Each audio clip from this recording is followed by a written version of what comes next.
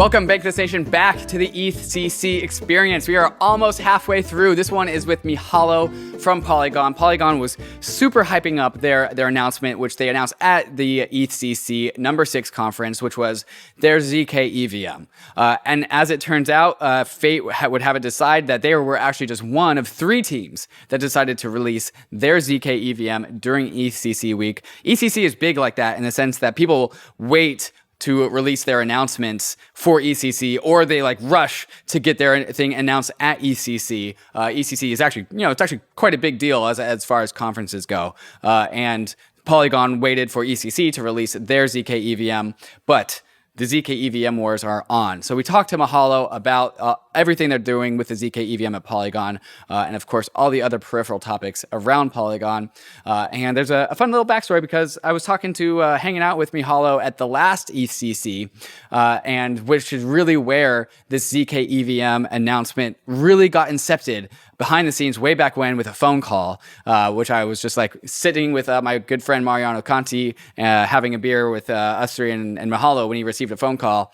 Fast forward 1 year later, they release a zkEVM testnet as a fallout of that phone call. It's just a fun little story. So we tell this story and more in this fantastic episode of the EthCC experience. But usually we do our full pre-recorded ads, but instead I'm going to do them all right here, right now, super fast. So here we go. One of the big themes of EthCC week was the launch of the zkEVM. 3 different teams all launched their testnet. And while everyone is trying to claim who was first, we can confidently say that ZKSYNC has been focused on the zkEVM for the longest. The golden endgame of the zkEVM has been the vision of ZKSYNC since the beginning. And during EthCC week, they launched their 100 days to mainnet plan, which is now already down to 93 days. So if you're going to join the zkEVM wars, make sure you post about it on Lens, the first decentralized social networking graph. In crypto, we say not your keys, not your crypto, but on Lens, we say not your keys, not your content. Own your own social media handle, choose your own algorithm, and mint your profile using the secret code word in the show notes. And something that's likely going to be talked about on Lens is, of course, the Ethereum merge. And the merge is why you should be staking your ETH with Rocket Pool. It's a decentralized Ethereum validator network where you deposit ETH and get your RETH in return. And then you can take that RETH into DeFi. And if you run a node, you can let other people deposit their ETH into your node, and you earn 15% of their staking commission as payment for your node operating services. And then maybe you want to take your RETH over to ARBITRUM. For all of your DeFi things, ARBITRUM is where you have to be. With over 35,000 contracts deployed and 1 million unique addresses, ARBITRUM is leading the way into the age of rollups. You know how I know those numbers? Because I watched ARBITRUM's talk at EthCC, which you should definitely also watch, but not before you're done watching this video first. But in order to get your money over to ARBITRUM so you can buy your RETH natively, then you should use JUNO, because JUNO is the fastest bridge from your checking account to an Ethereum Layer 2. A checking account to an Ethereum Layer 2 is absolutely crazy, and it just takes minutes. JUNO is your crypto checking account for the crypto era. But when you're doing all of these things, make sure that it's on a privacy-first browser, which is why you should be using Brave. It blocks all the browser ads, it's got a native Web3 wallet, and it puts the user first the Web3 way. And now I bring you my conversation in person with Mihailo from Polygon. What's up, Mihailo? How's it going? Hello, David. Just all over the place with all the great announcements coming from the Polygon side. And yeah, thanks for taking the time to chat. Oh, of course, of course. Every time I see you at a conference, you're always moving a mile a minute. And it's always because you have like something to announce. Yes, fortunately, it's like that, yeah. Yeah, it's a good place to be in. So what is it this time, Mihailo? What did you guys announce this time? We are very, very excited. Today is a very big day for Polygon. I would say it's probably the single most important event ever since we announced Polygon. Today, we, as you probably know, and as some people already saw the news, we announced zkEVM. So Polygon is the first project that actually shipped zkEVM, which is basically considered the holy grail of scaling. So zkEVM, for those who don't know, is basically a zk-friendly EVM implementation. And EVM is, as most of us know, I guess, Ethereum virtual machine, the core execution component of the Ethereum itself. And for quite some time, we have been kind of, as a community, pursuing this holy grail of scaling that is going to have these 3 major, very important features in one. One is, of course, Ethereum compatibility, or ideally EVM equivalence, which is even a step further. We ideally we all know Ethereum is absolutely dominant in terms of developer mindshare, in terms of tooling, the maturity of the ecosystem and everything. And we, of course, want to leverage that. We want to stand on the shoulders of the giants. of the giant, and we don't want to waste all that great amount of work that the community has put so far in Ethereum and building all these tools and wallets and everything that we currently use. So with EVM equivalence, we get to leverage all of that and keep the exact same developer experience that developers are used to, same programming languages, same developer environments, etc. So that's what ideally we want. That's the first major feature. The second major feature is, of course, security. So we know Ethereum is the most secure programmable blockchain in the world. And ideally, of course, we want to leverage that security because in layer 2s, we still have millions or hundreds of millions of dollars, and we really need highest level of security, and that is what Ethereum gives us. So ideally, we want to leverage that.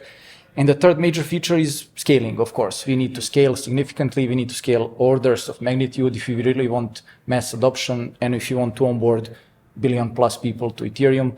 So this was that holy grail that zkEVM has been representing until today, basically. And we are very fortunate and incredibly humbled that we were able to actually ship it. It's full featured, it's fully open source, which is very, very important. Anyone can take a look at the code, examine, make sure, first of all, that it's really a full-blown EVM implementation with all the important opcodes and everything. And then, of course, we want this to be a community effort. And like everything that Polygon has done so far, everything is, as I said, fully open source. We invite community to take a look at what we have built in the background throughout this past year to give us feedbacks. We expect contributions from other community members.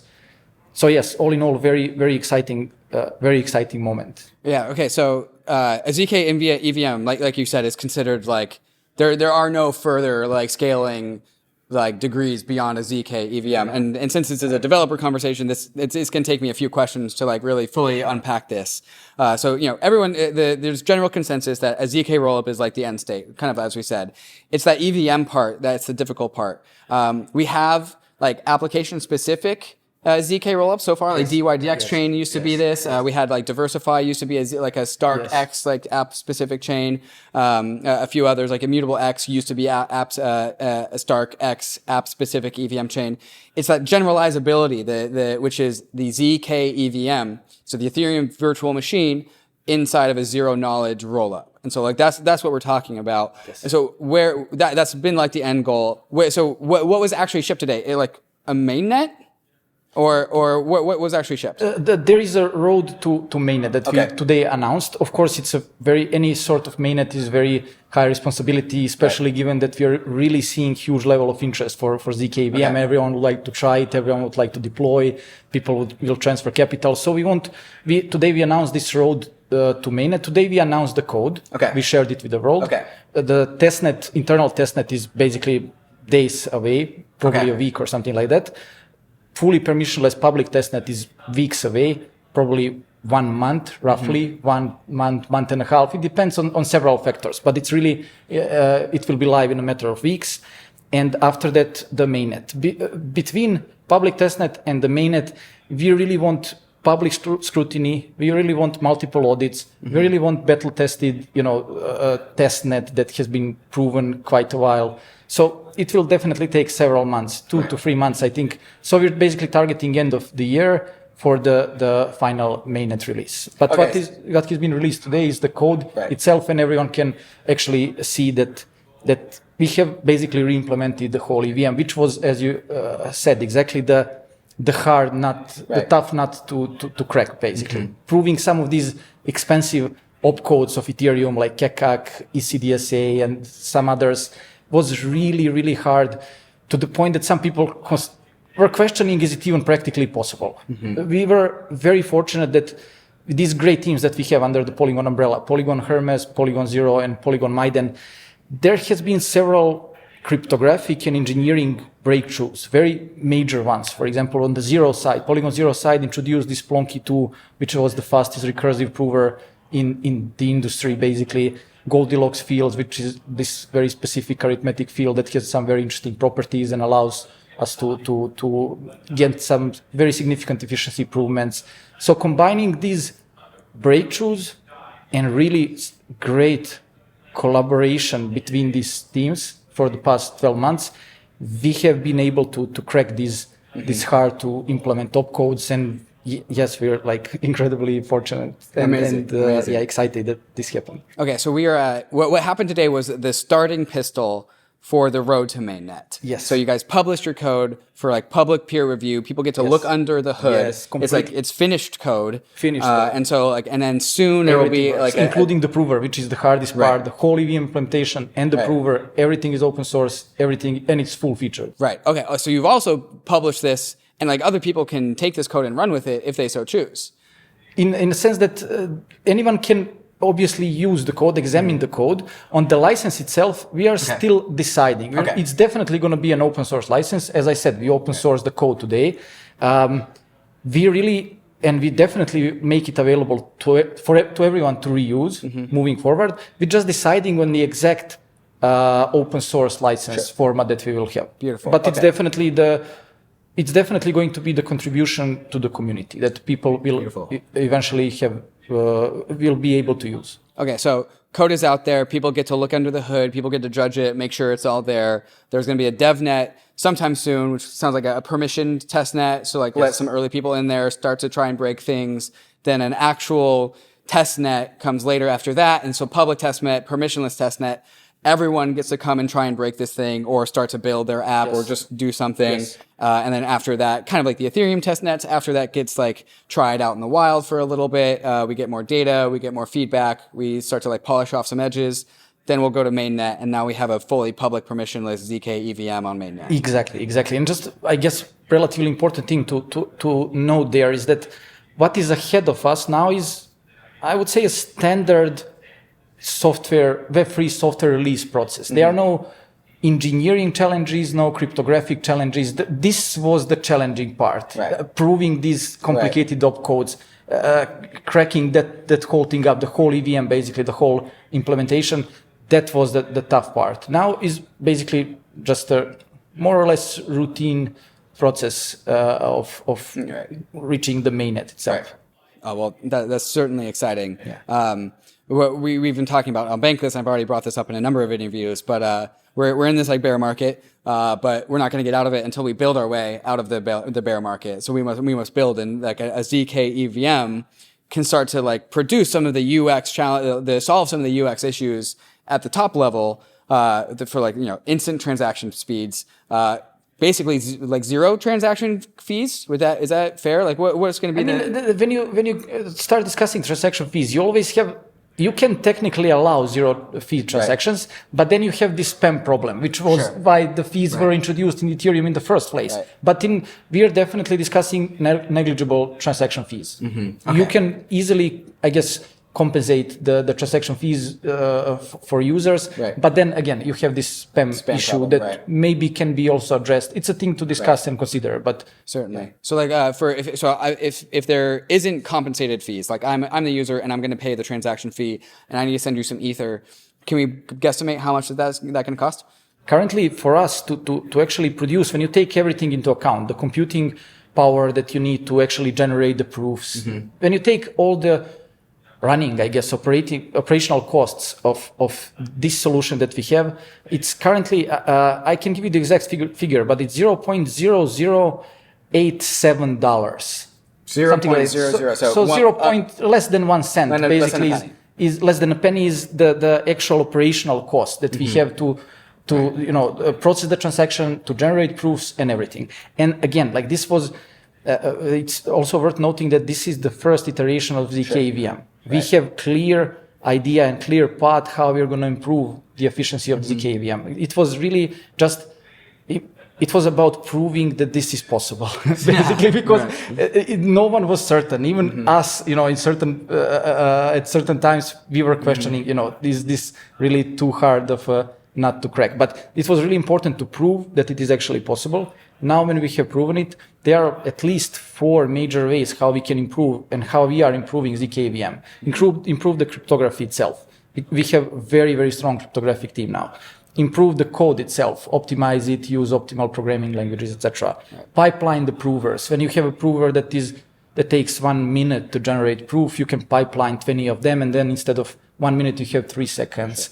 And the fourth thing is actually hardware acceleration. We're also working on that very actively. That's not publicly known, I guess, but we have both GPU focused and FPGA focused efforts to accelerate on the hardware level itself. So there's 4 major ways how we can further improve zkEVM. But current cost to actually process one transaction, improve it, is, as I said, a little bit less than one cent. Well, yeah. So the base resource cost is less than a penny. So like maybe there's like because the fee market gets to like a penny or so. Yes, it's up to market then. Right, it might reach 2 pennies, 3. Sure. It 2 or 3 pennies. Oh no, what's it going to be? It depends on the market. Yeah. I mean, yeah. Yeah. The other really exciting thing you said is the EVM equivalence aspect of this, which is something that I went down that rabbit hole and came out very, very appreciative of what EVM equivalence is. And just to speed run the listener through that, you have EVM equivalence versus EVM compatibility.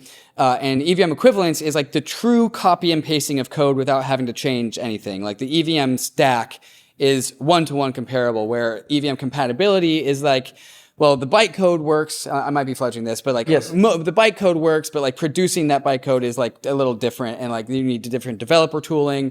So with this EVM equivalent status of this EVM chain, you get to just port over the developer ecosystem, like whatever that means, like compiling tools and like Solidity tools. I'm a little bit like out of my element here talking about this, but like I kind of get the gist. No, and so like this is coming out like when you launch this zkEVM mainnet, this is like you have everything else that all the other developers are familiar with on other EVM chains as well, like out of the box. Yes, you're leveraging the whole ecosystem, which is very, very important, as we all know. So what you're doing, when we're discussing EVM equivalence, you're basically re-implementing the EVM the way it should be implemented. It's like almost like you're implementing a new Ethereum node, like you literally take the official EVM specification and you go opcode by opcode. You're literally re-implementing the EVM, but this EVM is ZK friendly, so to say. In the background, it is able to generate ZK proofs for batches of transactions.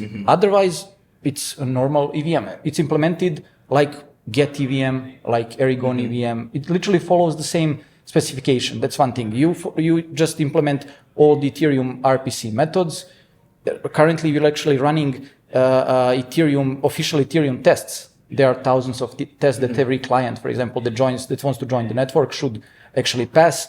Currently, zkEVM the client is passing around 30% of the tests, but we just started. Like we're very confident that the percentage is going to go up very, very quickly. So basically, if you implement all the RPC methods, you follow the official EVM specification, you pass all the Ethereum tests, you're very much Ethereum equivalent. That's it. That's what you want to ideally have. Right. And just to really illustrate why this is so powerful is that if something is EVM equivalent on one layer 2 or on the Ethereum layer 1, you can instantly just take that whole thing that you've built and put it on any other EVM chain instantly. So like all the apps that are built on any other EVM equivalent chain work on all the other EVM equivalent chains. So like we get there's tailwinds in the development labor when you work on an EVM equivalent chain. Exactly. Yeah. Exactly. So what's the name of this thing? I know like there's always like a name for every single Polygon chain. What's the name of this one? It's still being discussed, to be honest. Like also one that gives me that's a good segue. Polygon Hermes officially shipped zkEVM. Okay. But what is very important to understand, and this was really a collaborative process of almost 1 year of very exciting collaboration between Polygon Hermes, Polygon Zero, and Polygon Mainnet. And there was literally zero competition between these teams and 100% collaboration. And it was really amazing. We still have regular weekly calls between the teams, daily asynchronous communication. Every month or two, we have in-person workshops, basically somewhere around the world. So it's, for me personally, it was really an amazing experience watching these smart people collaborate. And the reason I'm saying this is that's also Polygon Hermes people feel very grateful to these other two teams for all the help and contributions. So that's why we're discussing currently the name that would maybe unified or symbolize that really this was a team effort. I remember EthCC last year, Mihailo. It was you, me, and Mariano, and we were getting drinks after the conference was over. And then you went and like disappeared for like 5 or 10 minutes to take a phone call. And then you came back and sat down at the table just super excited. I remember. And you couldn't tell what me and Mariano what it was. But then like a couple days later. I told you, or I couldn't. You said it was something about we acquired a ZK EV or a ZK team. but you couldn't give us all the details. And then like 3 days later, it announced that Polygon had acquired Hermes. I was like, oh, that's what that call was. Yes, I mean, yeah. In retrospect, it's it's crazy, crazy how much has happened in a year. Yes, very crazy timeline. And so with all layer 2s, there's always like a token staking component. Maybe not always, but like that's kind of where we assume this is going. And I'm assuming Matic is the token that gets staked to validate this chain. Yes, and currently also another, like, there's so many things happening in Polygon at every single moment. We are currently redesigning the token. That is something that is also actively happening as we speak. Basically, the Matic ticker is probably the last legacy of the previous project, which was called Matic doesn't make Network. any sense anymore. Yeah. Yes, and we intentionally kept it that way because when we announced Polygon, it wasn't just a mere rebranding. It was really a symbol for us of this pivot in the vision and this new vision, grand vision that we had, and we wanted to do the same with the token. We intentionally kept it the same ticker and the same design until we were actually confident that Polygon as a project and the vision has product market fit, and now we are ready to actually migrate and upgrade the token actually to something that will reflect where Polygon is, and then we have made certain adjustments that will make it, I guess, a powerful utility and very important component of the Polygon's wider vision. Amazing. Well, Mihailo, what are you going to announce next year at next EthCC? Every single year there seems to be something. That's too long Too of far. a framework. We can talk in 2 weeks. But yeah, it's genuinely like hard for me to perceive like what to do in 12 months. Awesome. Well, Mihailo, thank you for coming on and sharing the story. Thank you so much, David, for following our work always. Of course. Thanks so much.